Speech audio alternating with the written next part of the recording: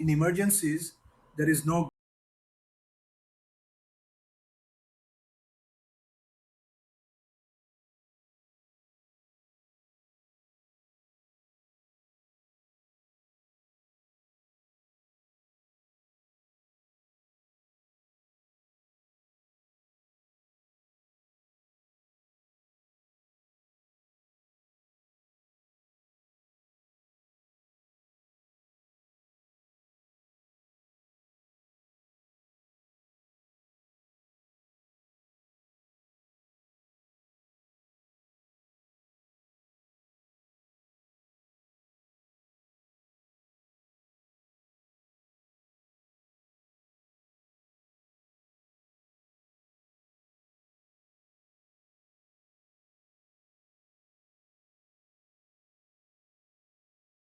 one introduction to emergency medicine, module 1, the mindset of an emergency physician.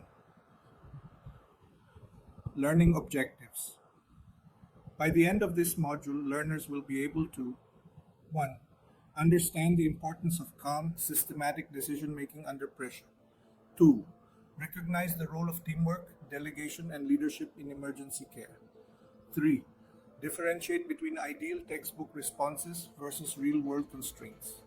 Content outline lecture 1, Introduction, Why Mindset Matters, Importance of Mindset in Emergencies. Panic kills more than the disease principle. Examples of mistakes due to stress versus systematic approach.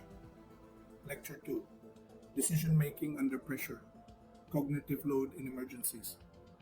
Using checklists and protocols to avoid errors. Rapid Prioritization Framework, Life Before Limb, Airway Before Breathing.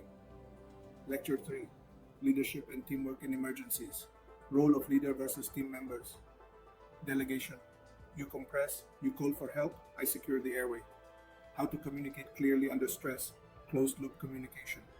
Lecture 4, Textbook versus Real World Medicine. Why guidelines don't always match reality, limited resources, rural setups. Case examples where modified approach saves lives. Emphasis on adaptability and improvisation.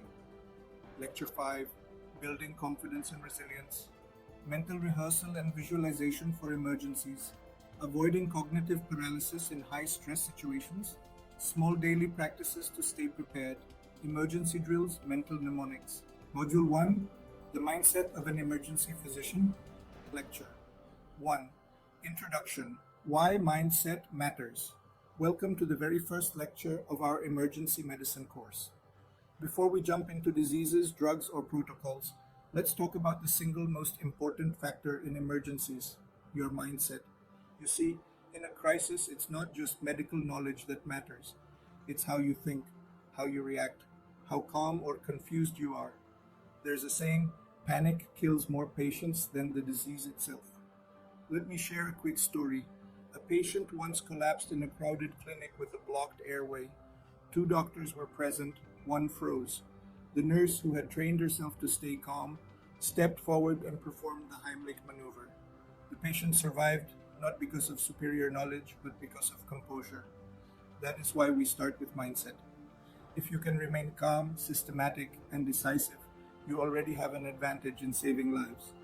In this module, we'll explore how to think like an emergency physician, even if you're working in a small clinic or rural setting, because mindset is the foundation on which every skill and every protocol rests. Let's begin.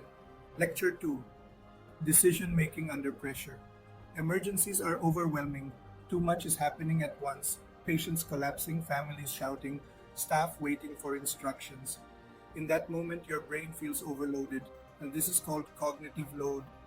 Under stress, even the smartest doctor can only process 3 or 4 pieces of information at once. That's why mistakes happen, not because you don't know, but because the brain is flooded. The way out is simple. Use protocols and checklists. They act like anchors in the storm.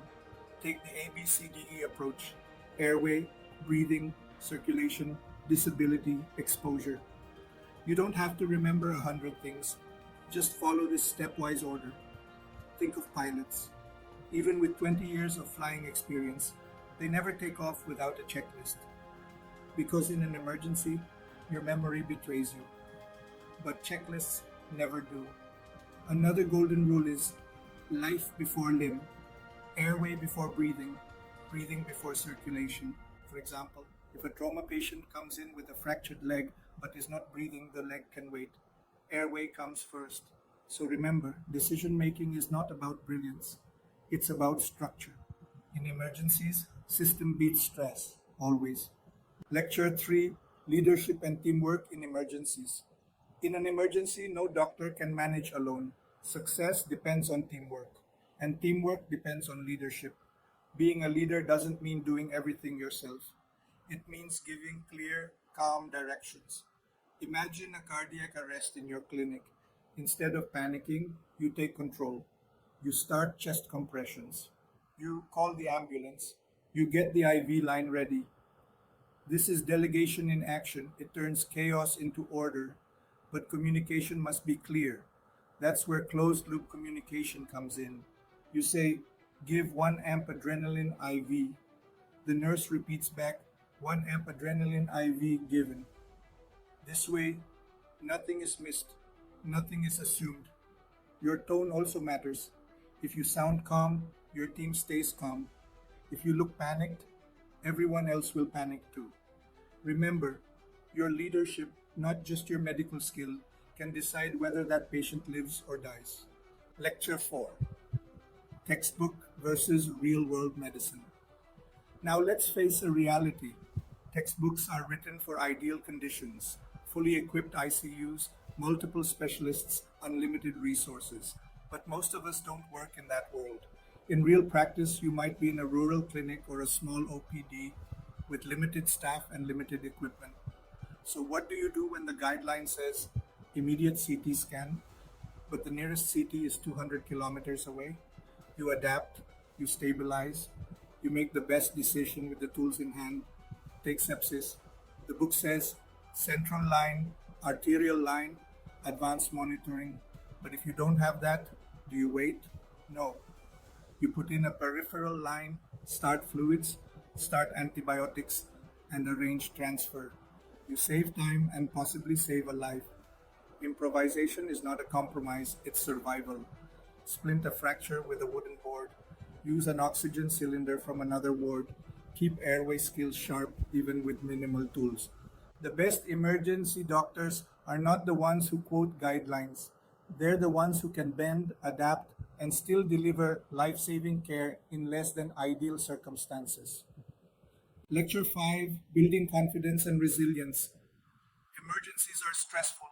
Your heart races, your hands shake, and your mind feels blank. And here's the truth. You don't rise to the occasion, you fall to the level of your training. That's why confidence and resilience are as important as knowledge. One powerful tool is mental rehearsal. Just as athletes visualize their game, you can visualize emergencies. Imagine a patient collapses in your waiting room. You picture yourself stepping forward, checking airway, calling for help, starting compressions. This mental practice wires your brain for action. Another danger is cognitive paralysis, overthinking until you freeze. In those moments, remember, doing something systematic is better than doing nothing at all. Daily habits help too. Keep an emergency kit ready. Run short drills with your team every month. Use mnemonics like ABCDE or sample history so you don't rely on memory alone. Confidence doesn't mean arrogance. It means knowing you've prepared, you've practiced, and you can act decisively. That calm assurance, that's what your patients, your team, and your community need from you. You won't